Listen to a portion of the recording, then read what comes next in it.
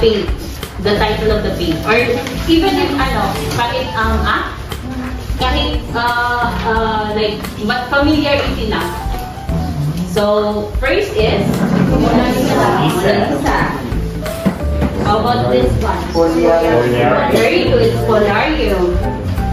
Next is how about this one? Okay.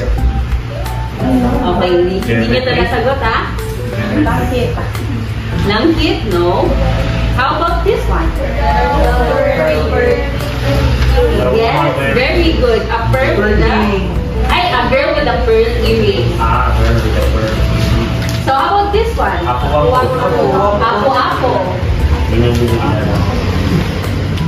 That's a scream.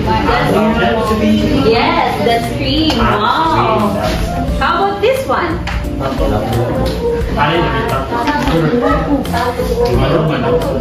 Tattoo of?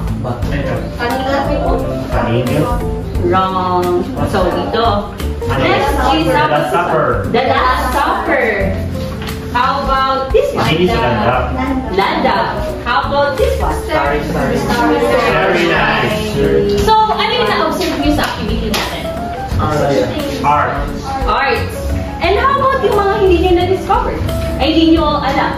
Or hindi kayo mag-share? Hindi namin alam ang pangalan. Geometry. So, ano sila? Art. Sila ay? Sila ay? Local arts. So, nasasabi lang natin na alam niyo yung mga Western arts. Pero how come na yung mga local arts hindi natin alam? Sorry po, ma'am. Ano nangyari? Wala sa libro? Wala sa libro? Really? Nandito ba?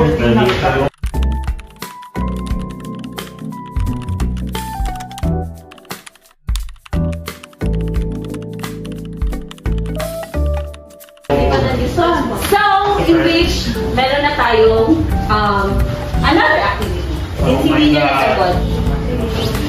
So, I am going to give you 5 minutes. 5 minutes in order to discuss these 4 local arts. Okay? So, sige. Count to 4. 1, 2, 3. Tapos pagkalipat ko na. 1, 2, 3, 4. Part 1. 3, 4, 5. So, please go to your respective groups. 1, 2, 3, 4. Sinong 1? 1. Walang dalawa? So, the timer starts now. 5 minutes lang to. 5 minutes.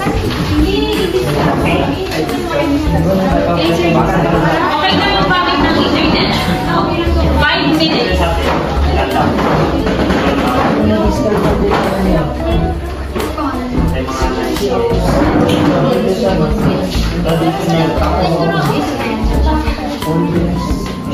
All this na maging tradition art.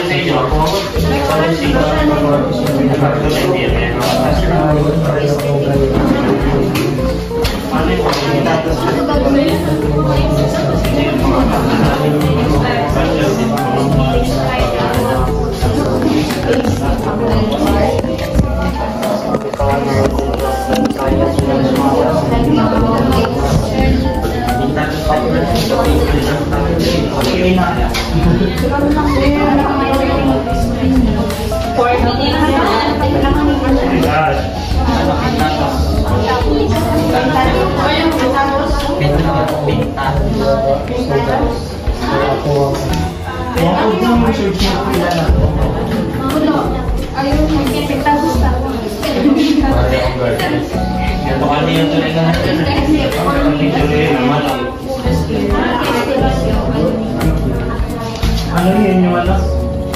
Carpet. Walang London. Walang teacher.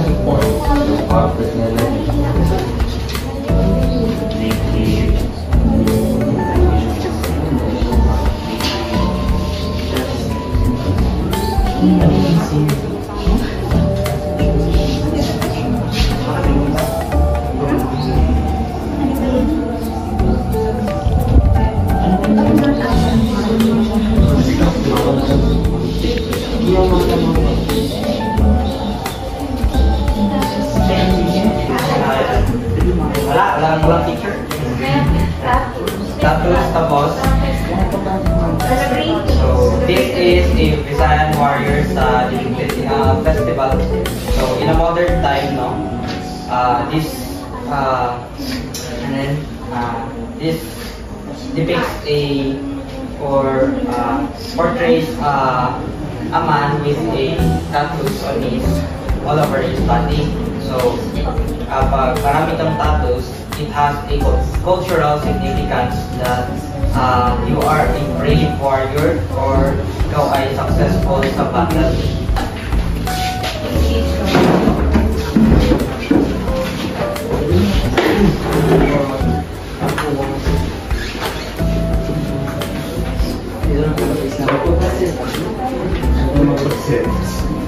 So, good afternoon everyone. So this our is si Apo Wangkod, or best known, or her real name is Maria Ogay, is a local tattoo artist in the Philippines. So siya yung from what we most of us know. Each and everyone. So may pagkabare po sila, no? Lahat sila sa stand, right? So magkaiba po sila nung origin kung sino yung gumagawa. So here are Paralaw, right? So ito, textile and accessories is from Tigoli, ethnic group sa South Cotabato, specifically sa Lake Cebu, no? So ang purpose nila ito is ginagawa nila ito for celebration, lalo na for offering din. Like for example, is nagka-anak, new birth to the family. This they wave this. Your answers are right.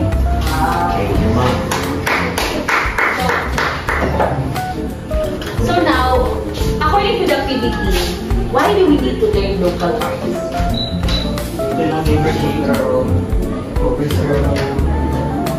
To preserve our own culture, identity, ano pa?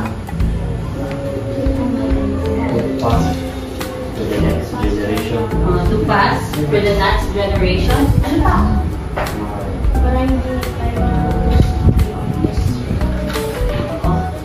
Okay. Now, when we make an art, saan natin siya usually ginabasa? Sa culture. Ano pa? Pag gumawa ka ng poem, anong gagawin? At anong una-una mo sa experience? Kapag gumawa ka ng painting, saan motivation mo pagkukuha ng sa picture? Sa feelings? Sa emotions? Diba?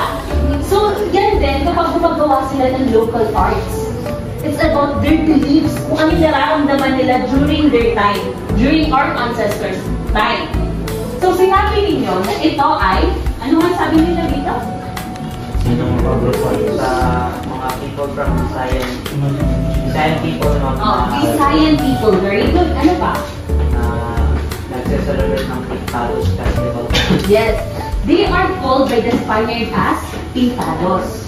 Kasi nung dumating yung mga Spaniards sa Visayas, is sobrang dami nilang tattoos.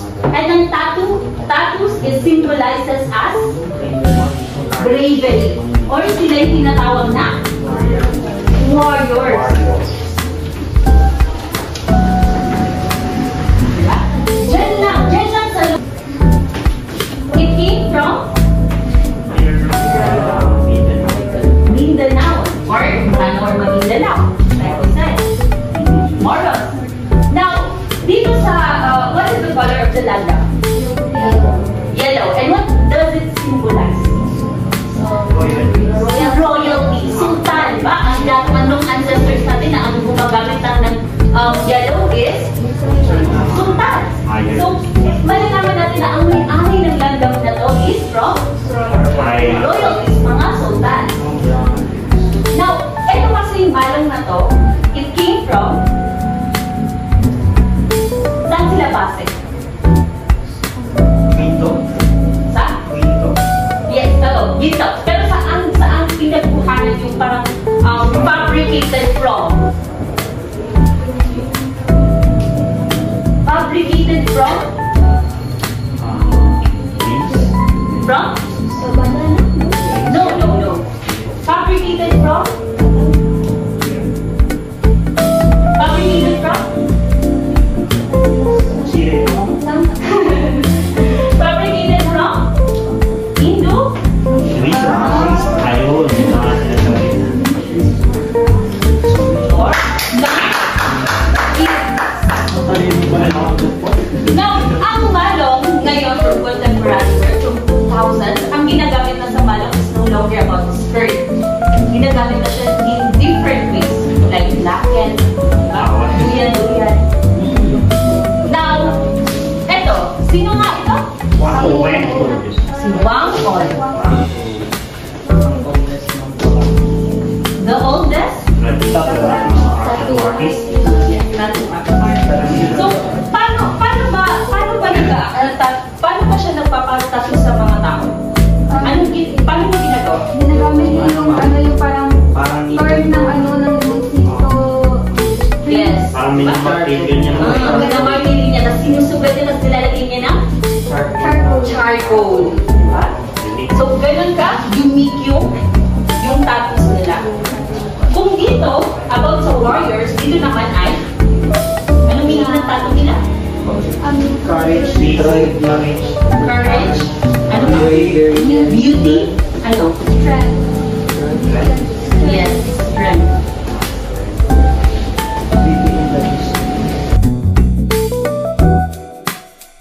Lesson 6, which is the local art. Now, culture is the art elevated to a set of beliefs by Thomas More. Anong sinasabi dyan sa quote na yan?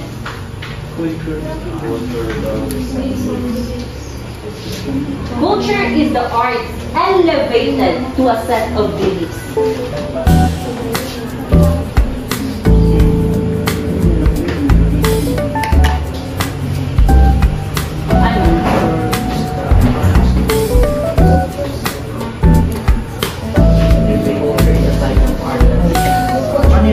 Religion po ba? Parang religion? Yung paniniwala nila sa Beliefs. Ano? Culture comes from belief. Culture comes from belief? Okay. Ano pa? culture is an art. Culture is an art. Ano pa? Culture is an art based on beliefs. Yes? Culture is an art based on beliefs. Culture is an art based on belief. Ano pa? What do you mean by this term? Elevated.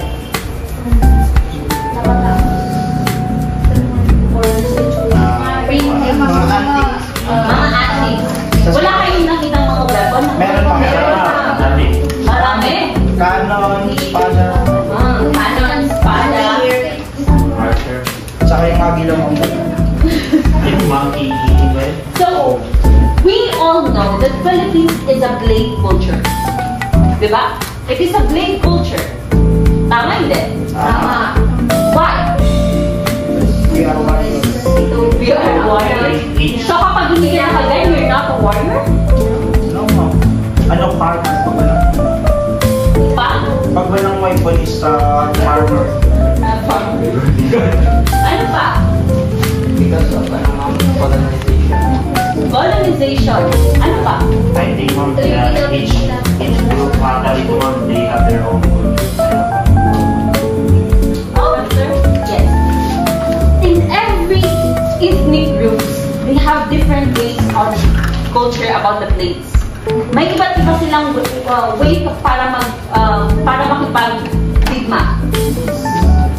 That's why nung diba nung pumunta ang mga Spaniards at saka yung mga dito sa Traditional weapon mo kay kalaban nila sa naka-advent pa rin.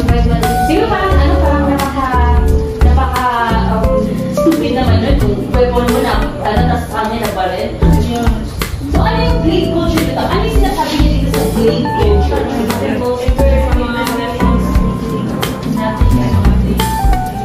Yes, they are Which also imply na ang Asian kasi na lahat sila na Greek culture. So, imply na tayo na taga-Asia. That's all. Yun lang pala. Sorry. The indigenous people of the Philippines developed combat techniques. Pero di ba, ang sabi ko na wala, nag-change na, hindi na sword ang ginagamit nila. So, hindi to sword. Arnis uses yung wood. Yung wood. Stick Yung dalawang stick. Ano yun? Eh, yung eskrima. Yung ano ma'am, yung hand-to-hand combat. Knuckle? Hand-to-hand combat? Yes. Ano yung kali? Yan yung maliit na Yung rubber combat. parang knife. Knife ang Hindi, pangputol mo ng mali, pangputol ng puno po ma'am. Pagputol ng puno. Actually, the truth is, ang arnis, eskrima, and kali are all the same. They are all the same. They are used interchangeably. Gumagawa pa rin. So, I have a video here. Kapit ko na ma'am. Para makasabit ako yun.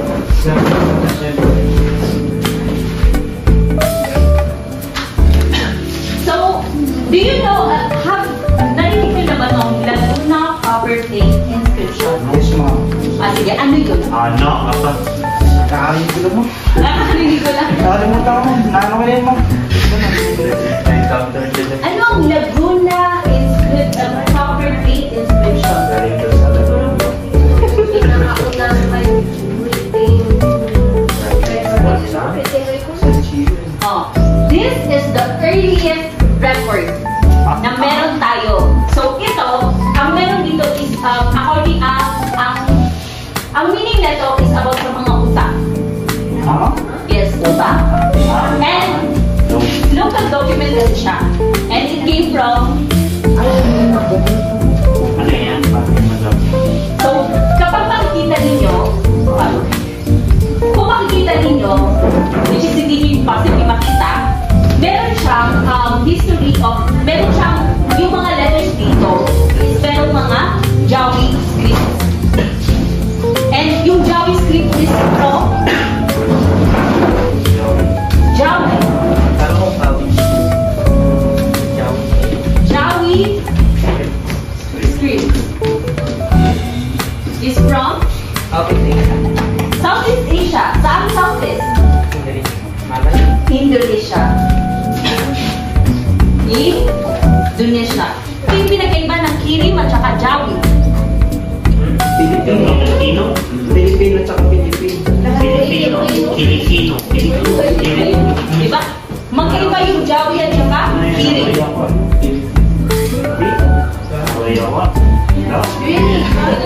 Filipino. So, yung mga Arabic script by Branau, pero before no, nakikipagkalakalan na sila sa mga Arab countries. So, ang dito sa Visayas and Mindanao, ang ginagamit lang nila is baybayin. Ang baybayin is an umbrella term. What do you mean by umbrella term? Parang palit yung sulat. Ha? Ha?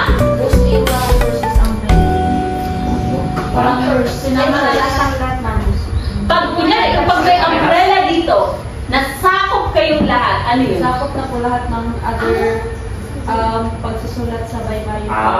Combination of generalized. Yun din yung pinagkaibahan actually ng Filipino and English. Ay, Filipino and Tagalog. Bye-bye. Ang Tagalog is a Tagalog itself. While yung Filipino is umbrella na siya sa lahat ng Tagalog and all the indigenous language. Yun. Katulad din dito sa baybayin. Kasi nga, multiculturalized tayo dito sa Philippines. Pag sa Mindanao kasi, lahat siya Arabic scripts. Nahilig kayo, guys? Yes ma'am. Pag ang sa Mindanao kasi Arabic script, why? Bakit kaya? Malapit sila sa Indonesia at Malaysia. Oh, malapit sila sa Indonesia at Malaysia. Ano pa? Sa kuwasa ko para sa Yung man naman ako. Ah? Yung merchant na Arabo. Oh, yun. Sino si? Yung mga Ano ba yun? Nakalimutan ko din. Abu Tiful. Ang ganda naman yun. Ah, butik po. Hindi ko namin kilala kung sino po sana ang marami. Ano to? Dinala? Hindi. Ano to? Yan yung one. Pisya bead. Pisya bead is a highly esteemed hand-woven fabric that is produced by the Tagsug people of the Sulu. So kung makikita ninyo yung pisya bead, square lang yan. Like parang panyo na pwede ilagay sa sombrero. Yes. Pwede ilagay dito. Yes. So, at saka paminsan na nilalagay siya sa, yung parang ano sa sword, yung parang sa lalagay ng sword. Ewan ko. Makapapat. Ano tira yung sa ano? Landa is yung kulay yellow is for royal gift. Yung sa kulay. Ito na, maroon. Ano may Maroon is also for royalty, ba? Yes, ma'am. Parang yellow lang. Another is music. So, music, Perez et al. Grouped the Philippine indigenous instrument into the following: aerophones, chordophones, idiphones, and membranophones. So, can someone explain to me kung ano to? Ano pinagkaiba-ibahan nito?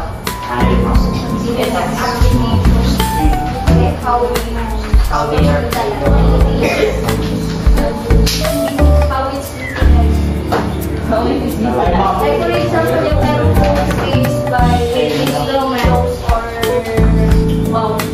Nose or mouth? Wind instrument. Oh, yung chordophone. Yung ano mga yung parang guitar mga. Okay, string. Itong idiphones. Yung parang mga pinupukpok mga. Oh, percussion. Membranophones. Ano yung hinahampas? Pinampas. Ginadambol. Pagdambol. So, ito is yung tungali. Yung wind. Sa nose yan, sa nose. Ba't yung pinagtatawanan? Anong indication yan? Ano mga tradition? Don't worry, walang lalabas dyan. Ito, ano to? Bulito no? Polito. That's what.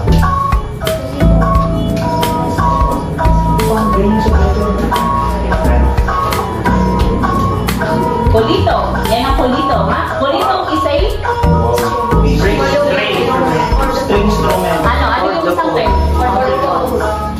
Ito, na? Kulintang ay Kulintang is from? Hindi mo kasi yung kulita? Yes. So, yes. Ito naman na, dabapat. Ano yung ano niya? May brother pose. Para siyang drum. Now, if we are going to discuss about music, then we should not forget about the dance. So, who among you here can dance? Ano ito po? Masaplo natin. Wala akong alam sa dance. So, dances celebrate occasions such as Thanksgiving to a bountiful harvest, birth to a son, and victories in war. Katulad nito, Bugso dance.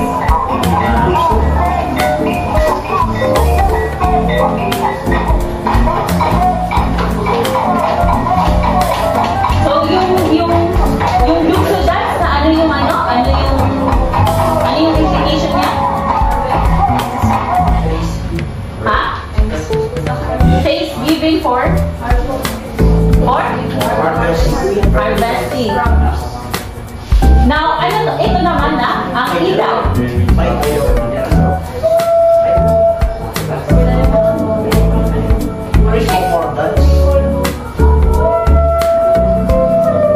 Ito yung before the war. Celebration before the war.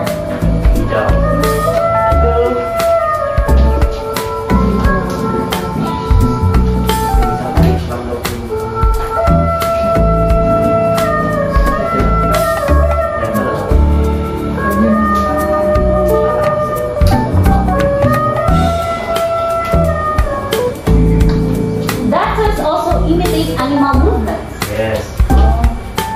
Ito is woodpeckers.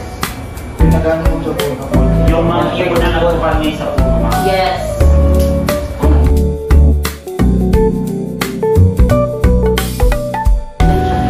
I think naman sa sayo ma'am is more on daily lives ng mga tao nila dati. Like for example, yung pagkukuha ng tubig sa ilog, halos kinukuha nila. Yes. In-express nila through that. Can you talk Mano? Ano ma'am, sa that side, sa